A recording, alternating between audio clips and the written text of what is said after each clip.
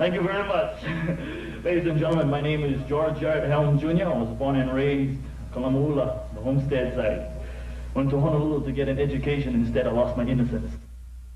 There was something different about George. That never really entered my mind about because he was the fifth child.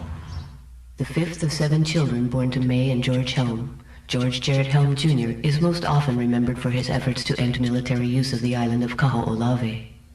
But he was a talented musician, a gifted singer with a strong, full falsetto. In no small sense, it was his gift with Hawaiian music that led him to Kaho'olawe.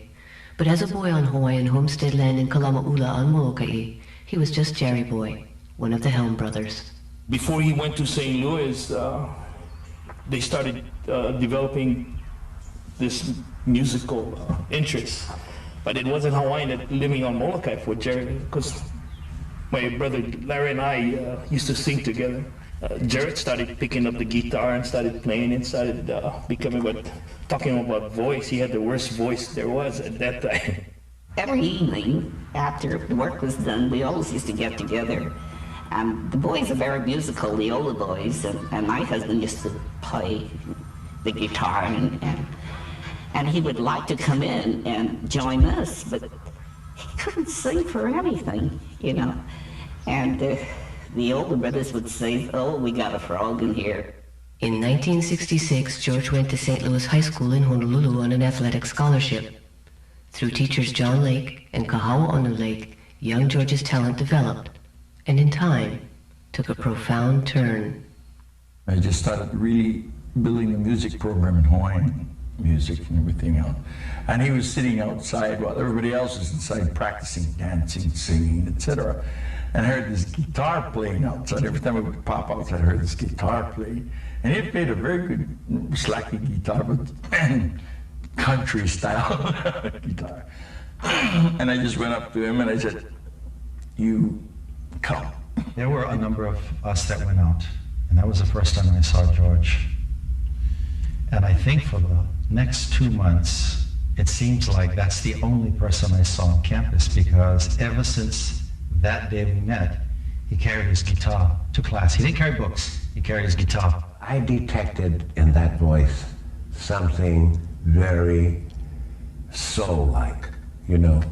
And so I said, well, I'll work with you, and we'll kabai aya.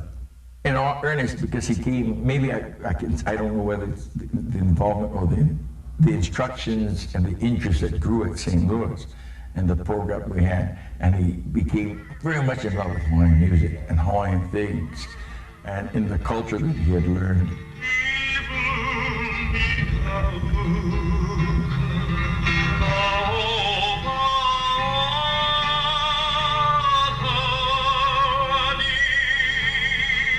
If I connect his involvement in Ska Love pretty much stems from his love for Hawaiian singing, because of what Hawaiian singing is all about. You know, it's the relationship of the land.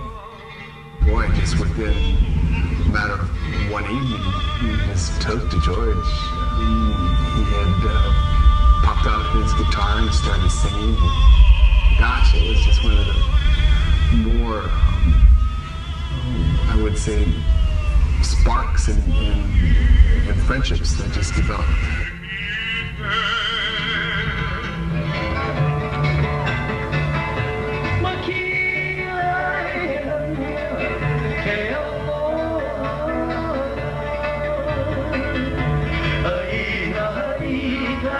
He had so much charisma, that boy. It's hard to say. He had so much love for people. He just loved the grandmothers and grandfathers, the older people. He would meet up with a woman named Gardy Perkins. Gardy Perkins was a kupuna out in Kuli'o'o, and her contact was with some of the other kupunas, especially the more spiritual ones, Emma Baby's mama. That whole gang that wanted to check George out, and so we had an opportunity to kind of get straight and get some of the real secrets from a lot of the kupunas.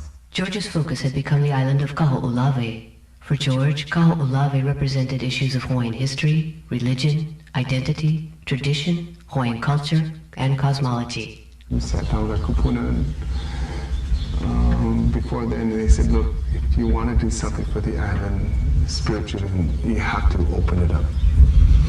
You have to open it up spiritually. You have to be invited back here. You bring more people. You gotta have a black pig. You gotta drink awa. You gotta make the offerings to Ku'ula, who was one of the other gods there. Make it right. He began looking more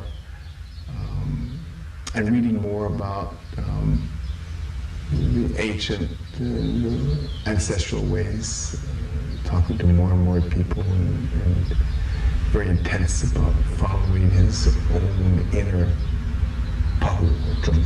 Kama'aina means the child of the land, and every one of you that have that Hawaiian blood in you is a child of this land. And you are attached to it, whether you like it or not. And you have that blood running through your veins.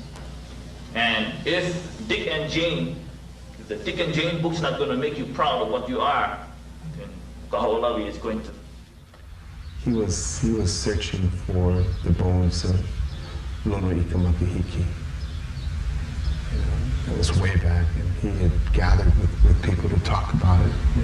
It's important for him, I believe, to know who this man Lono Ika Makahiki was, because people were saying that George was the Lono Ika Makahiki of our generations, and that this was truly his role to organize the Hawaiians to get it together. So he wanted to know whether Lono Ika Makahiki wasn't his ancestor, and sure enough it pops up in his genealogy. So he felt more comfortable, I believe, to go out there and continue his role. With George, his research actually got deeper into land uses here in Hawaii.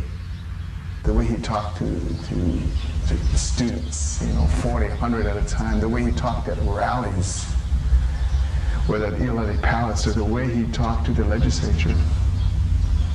Unreal. I mean, he had the gift. I can talk about the intensity of George, because he was moving very, very fast, and there was a time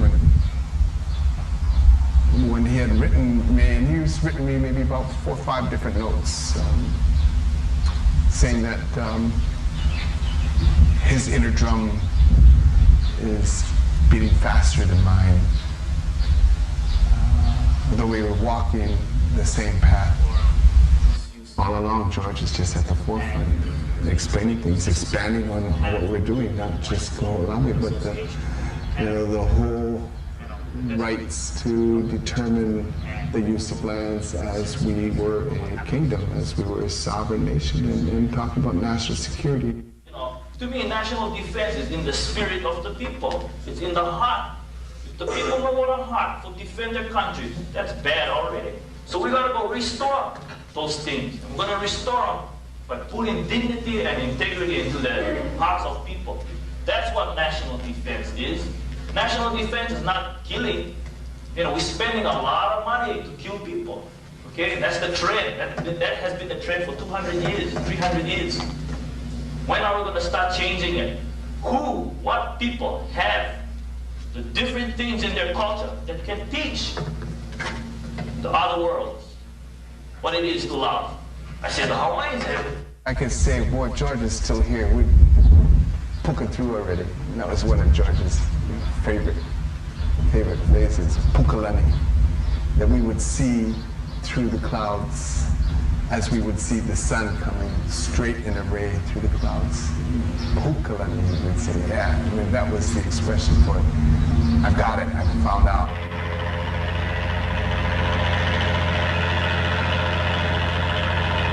He didn't tell me he was going, back to Kaho'olawe. He went and never saw him again.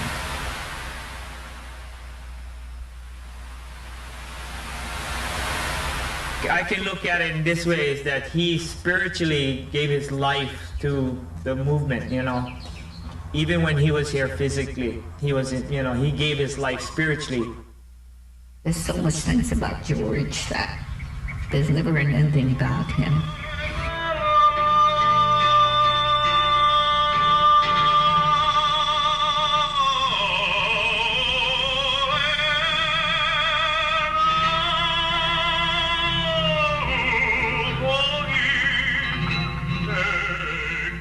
I look around and say, yeah, well, we're almost there, George. Just then chemo.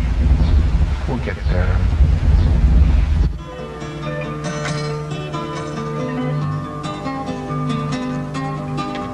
What we're looking for is the truth. The truth, the truth, the truth, the truth.